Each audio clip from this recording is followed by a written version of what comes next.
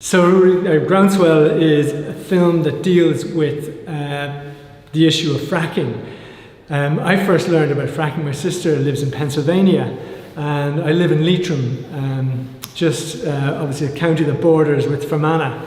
Back in 2011, so I've been talking to my sister, and then she says this film called Gasland that's been made about fracking, which is a way of extracting difficult to extract gas from rock formations. It's not like conventional, you put a drill into the ground and gas just comes up. It's a very energy intensive, damaging process of extracting gas. So the next thing I knew was that there were licenses being handed out in Leitrim and in Fermanagh to explore for this shale gas. So a few of us in Leitrim got together and said, why don't we show this film Gasland? So we used our mobile cinema and moved it around Fermanagh, Leitrim, Cavan. And that's how out of that grew a campaign against the introduction of fracking to Ireland. So we thought, maybe we were going to be able to stop the thing in its tracks. It took us 6 years. It was a 6-year campaign to Dáil Éireann when a law was passed to ban the introduction of fracking into Ireland. Really, it's a film about the power of community. And I think what was really characterised our campaign, and maybe the success of our campaign, was that the community pulled together. There were over 20 groups in our area and nationally involved in opposing fracking. But the key breakthrough was that we were able to get politicians of all varieties, if you like, to accept that we could not let this happen. So it wasn't, we stopped the kind of divide and conquer that often tends to happen when mining companies come into an area where the community becomes debilitated. We were able to stay relatively united, and we were able to keep our politicians on board and to get them to do the necessary to get the legislation passed. So this today is the first screening in the island of Ireland of this film. It's been screening virtually in Britain and in Ireland, but it's pretty exciting to be here in Derry showing this film to an audience with the potential to discuss it afterwards. So, okay, listen, I'm going to start by saying, congratulations on making the film. I think a very important film for the North, given that the South has banned fracking. And I know the film picks up on the continuing fight in the South about banning fracking, because it's a global fight we're in now. It's not just Ireland. It's not just, it's a fight between borders. That's the first thing. I think you've created an Irish Gasland, and I hope it does the work of what Gasland did for the South, and for the world, really. And let me just say, these are just, maybe I'll just go on. You respond to that. Yeah, no, Gasland had a huge effect, and I remember that the producer of the film came, because we became the distributor of Gasland within Ireland, and through the mobile cinema, and then other people picked it up then afterwards, and the producer of the film came over, and I remember traveling with her.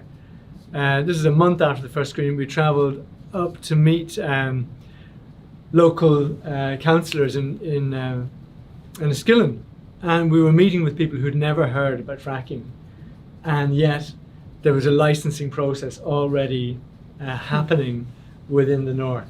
So this is the way the whole industry was working, and the political process was working, that the people were behind the whole licensing process. They were lagging behind, and so that film was so important in raising the alarm, because there was I say it initially in the film, there was very little research, very little scientific research. Fracking was such a new technology, and he had gone around 34 states in the US, and he had documented what was happening, talking to people, and the industry were hiding the effects behind legislation. They'd got around the Clean Water Act, the Clean Air Act, which were important pieces of environmental legislation in the US. They were bypassing that. And so what we were then experiencing was that the first scientific research was coming online, if you like. And that increased exponentially as year 1, year 2, year 3, year 4, year 5 of our campaign went on. So we were able to kind of use the scientific research coming out of the States to arm ourselves. But you cannot underestimate the extent to which the ideology of the oil and gas industry is embedded in our governments, in our state institutions. The kind of the mindless lack of questioning of their right to do what they do, and that extends to other extractive industries as well. And like we have known, I always go back to a document called Limits to Growth, which was published in 1971, which raised the first alarm about the damage of extractivism and overdependence on fossil fuels. That is 50 years ago. And the oil and gas industry has been lying to us since then. And they're still doing it because they know the end is coming, and they're now promoting this notion of carbon capture, which you will see if you're following these issues, as a way of using the old gas fields, the emptying gas fields and oil fields to store carbon, because obviously we need to get carbon out of the atmosphere. But actually what they're doing is using that carbon to flush out what is left of the oil and gas in those fields. So it's actually about perpetuating exhausting oil and gas wells and extending their profit making, because they know the end is coming. And so they're trying to kind of pull the wool over the eyes of the governments, the regulatory bodies who know that we need to get carbon out of the atmosphere. But they haven't clocked it that actually this is going to be used to extract more oil and gas. And so we're really up against a big fight. And so, yeah, Gasland did a great job. And but then the scientific community, particularly in the United States, caught up and armed the rest of us with the information we needed to fight our own cause here. So I'm going to go on to now, maybe, because especially because there's activists here from Save Our Sperrins and probably other places as well that I don't know. Because what's really interesting is that it's about a community coming together. And I picked up on 2 or 3 points, so I'll maybe put together. Getting beyond anger. Yeah. That we're left behind, but then there's a wake-up call here with this stuff. Gasland was a wake-up call, this film's a wake-up call. It's very important that you've made it. Learning to fight, I love that idea then, that the fighting within the campaign, which I'm sure if you know all about it, Fidelma, and it's there, it'll be there. And we're part of Zero Waste Northwest. That stuff's, I think there's a few more fights we've got to have actually at the moment. But and then also, so I'm just going to pick these 3 points together. Getting beyond anger, learning to fight, and then letting go. And I'll come back to the third point then. Yeah, I know. I mean, I was involved in the beginning, but I actually dropped out, I would say, for 18 months. Like I wasn't involved around the Belcoo issue at all. But it is important to be able to feel like to kind of pace yourself, because I know in dropping back, then I was able to step back in and had energy to continue on when, maybe others were naturally kind of flagging or didn't want to take on roles. Do you want to say about the getting beyond anger specifically, why that's important? Yeah, because the thing is, and Jackie McKenna says it, often kind of angry crowds can alienate people because a lot of people aren't used to protesting. So we could sense that, I think, in the first 2 months, is that this campaign had the potential to implode at birth. And that's why quite a number of us said, listen, we need to approach this in a different way, in the sense that I'd seen it a little bit in, and you know it here in Derry as well, where it's difficult to oppose an issue front on. I'd seen it in Latin America, where people get literally beaten off the streets or thrown in jail and shot in the streets for confronting an issue front on. So you find creative ways of actually dealing with the issue, and that is a way then you can keep people on board who are more comfortable with that. The other thing, second thing was, we're not going to make people do things that they don't particularly want to do or they don't feel comfortable doing. People will find their place in the campaign, their own natural place, whether it's through arts and crafts, or whether it's through the fishing community going out on a rally, or the farming community. And the farming community are terribly important to get on board in Leitrim, as a way of getting the broader community on board. So they went out in tractor rallies, and the IFA ultimately were supportive, not entirely, but yeah, that was important, so that we were stopping a potential divide and conquer, which is something that had happened in Shell, and the case of Shell in Mayo, the Corrib field. They had divided that community, and as a result, or another factor was that the politicians went missing then as well. The politicians who should have been taking charge or taking ownership of this issue, because it ultimately was going to be legislated for, it was going through the regulatory process. We knew that we needed to keep them in the tent as well. And interestingly, if the campaign divides, then the politicians can say, listen, we don't want to get involved in this fight. Yeah. So it's very important to keep it together. And then if you can do that, then you can let it go to the politicians once you've got a united base that's not divided. Yeah. Yeah. And in reality, we never let go completely. So, and a watching brief.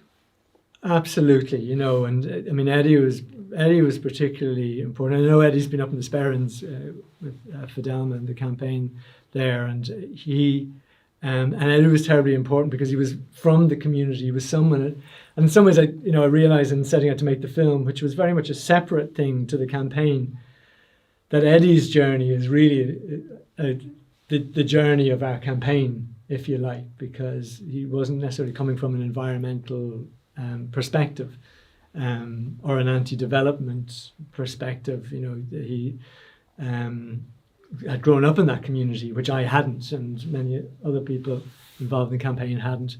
And he's emerged as an incredible spokesperson for the environmental movement in Ireland, actually, and now internationally, because he's very involved in this global ban campaign, which we mentioned at the end. So look, I think maybe I'm going to say no more and open it up to the audience.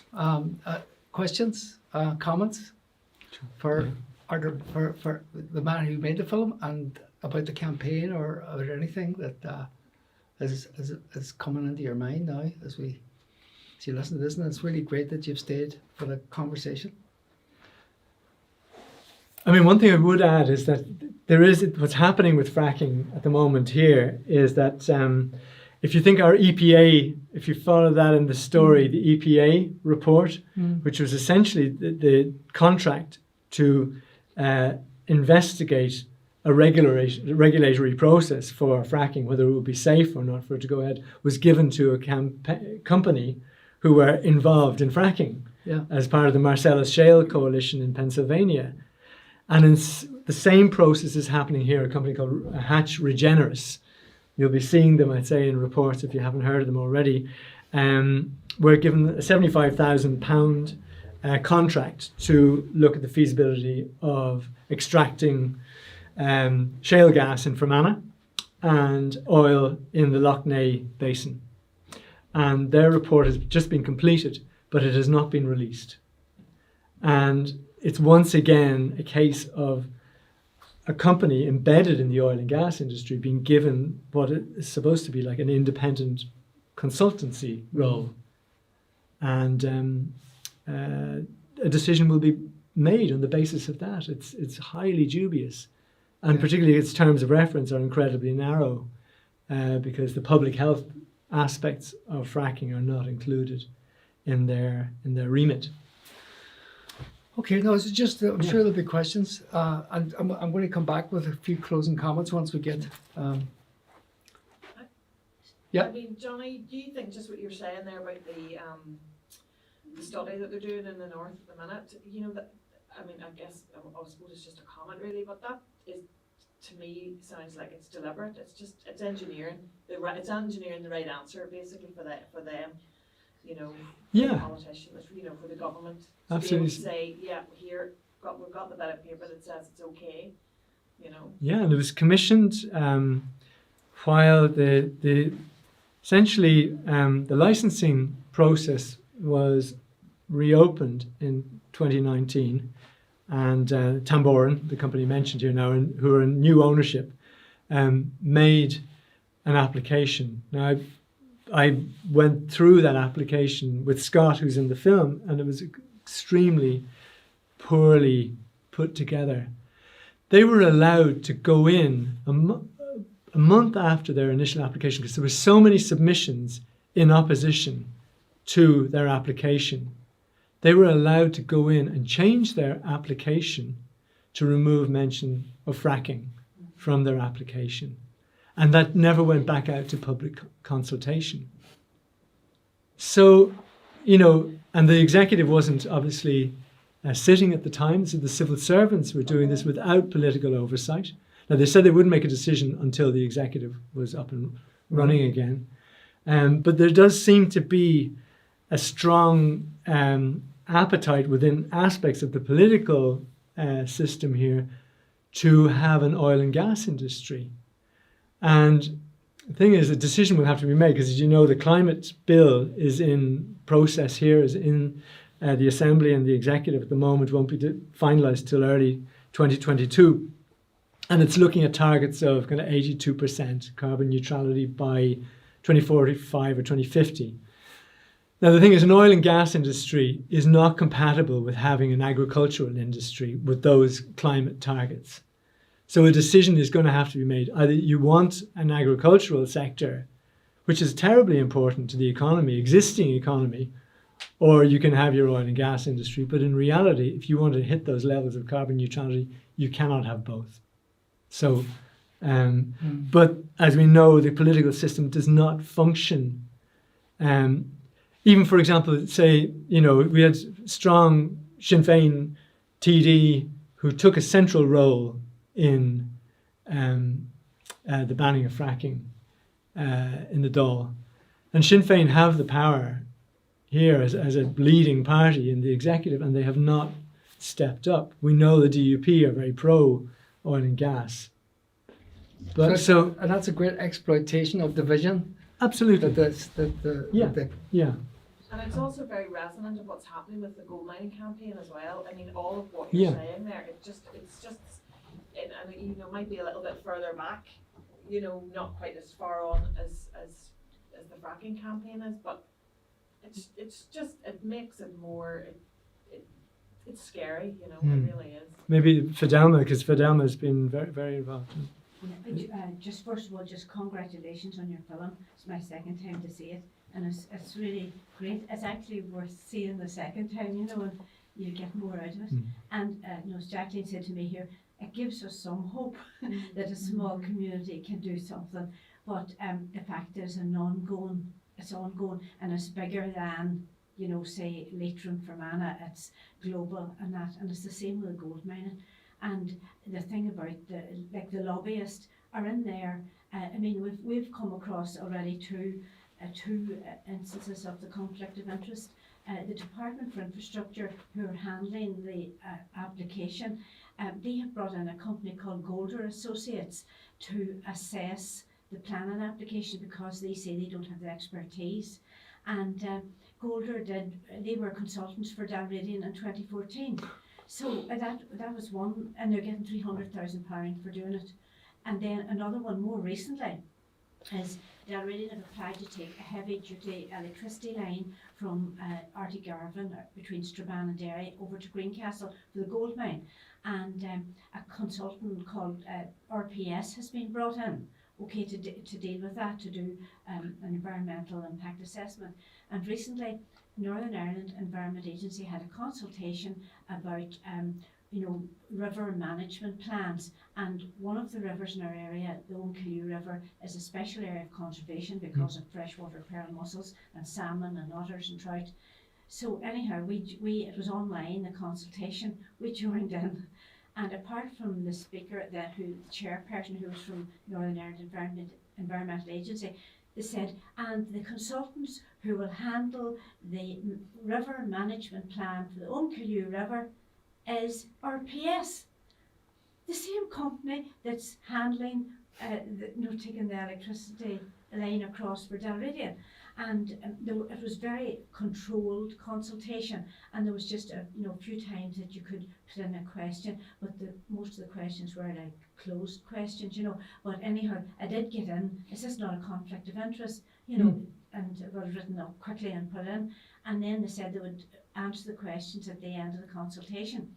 And at the end of the consultation, the chairperson from Northern Ireland Environment Agency, he answered other questions, and then he said, now, just to say, the elephant in the room is the gold mining application, and we're not allowed to discuss it because it's it's a live application, so I can't answer the questions in relation to it. It's very blatant, and we're seeing it in all the time now with government bodies, with even the local council and Dalradian, because of two PR companies, and they're giving out money, to people, sponsorship or whatever it is, donations.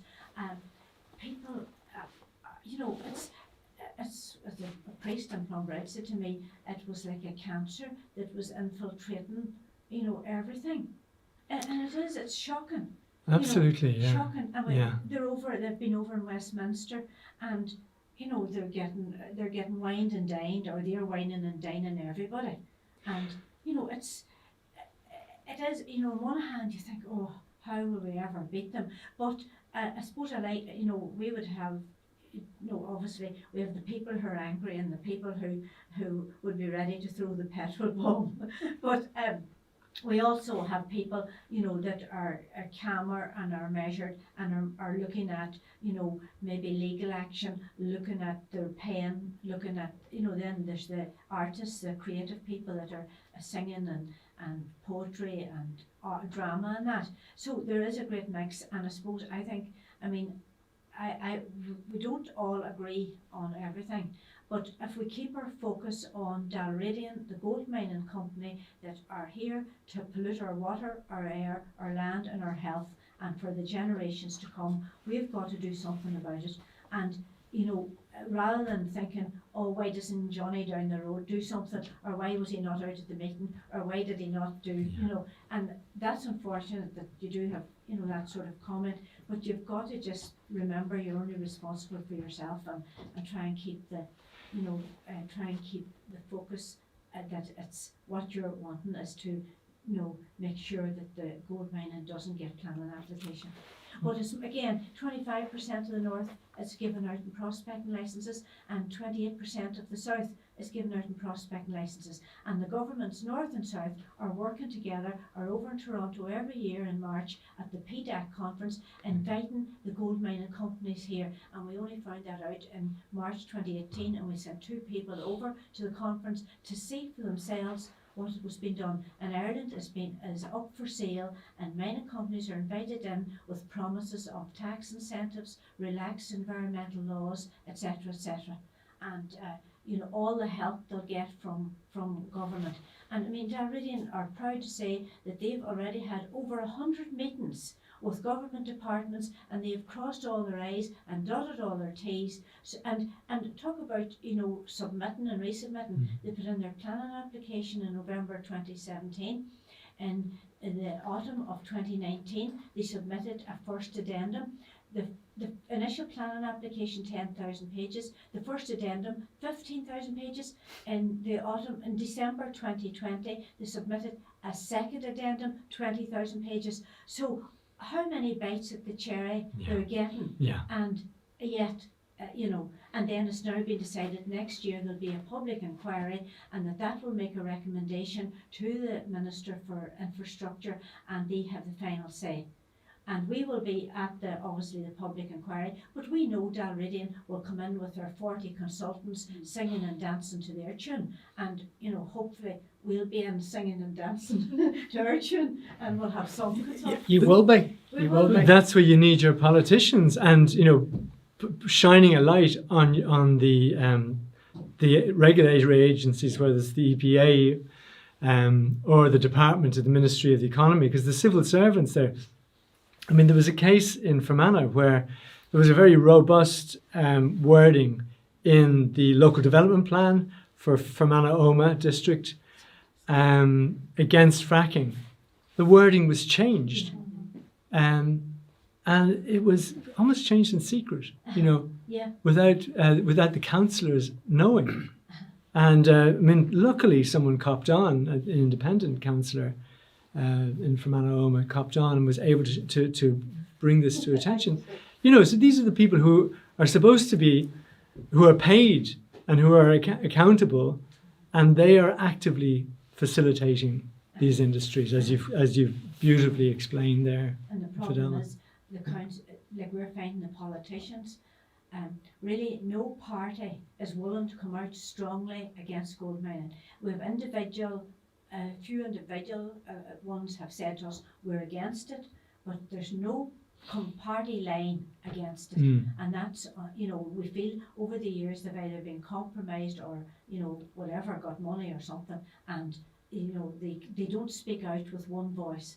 And that's very difficult, because in your case, in Leitrim, you seem to have, Sinn Féin, Fianna Fáil, Fine Gael, Greens. You had a number of people who are parties who at least came together for the area. Yeah, and that is fairly unique to get that level of cross party. But it was, when it went through the Dáil, in the end, it was unanimous. Which is great. So, but it's the way it should. And there was an important, and I know not in relation to gold mining, but the Assembly on October 13th last year did pass a resolution against fracking, calling for a moratorium in all licensing until fracking was banned, essentially, and the whole Assembly, except for the DUP, backed it. So all we need is the executive to now follow the leadership of the Assembly. The danger here is that the North, with Brexit, will become a sacrifice zone, for the UK and Ireland in a way, and the division will be exploited. But I want to just maybe add something to the mix, just as in my contribution. Maybe you can have the final say. I hope we haven't kept you too long. But there's a very interesting way to look at the world we're in. 3 stories that we're living in. One of 3 stories. Business as usual, and that is extractivism from us and from the land, and that's what the politicians are talking from and talking to.